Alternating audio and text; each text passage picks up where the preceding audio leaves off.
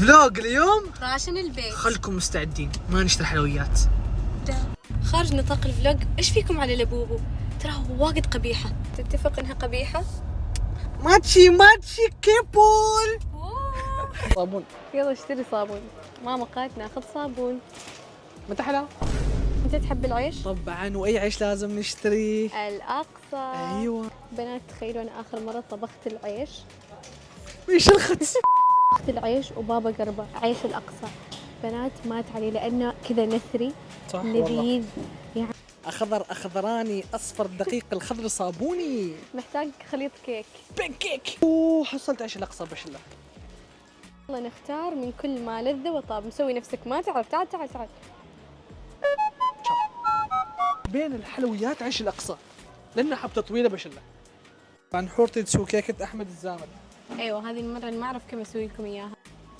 تشوفي؟ ايوه اشوف لي اشوفه. عيش الاقصى. روح شله. استاذه حور. ادور كيكة سويس رول. قبل بوبو تايم. مدخن. القليل من السويس رول والكثير من عيش الاقصى. اخذت 3 من كسترد الفانيلا وواجد ينفع على السويس رول. طبعا اشتريت سوالف ايود.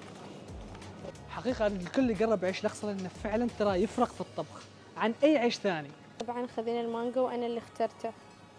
تحسوا اوكي ولا لا؟ عظمانتنا انا وايود قربوا العيش وحقيقي ما يتفوت وعندهم احجام مختلفة. تحسي يبين اعلان؟ ما بيعرفوا. صح.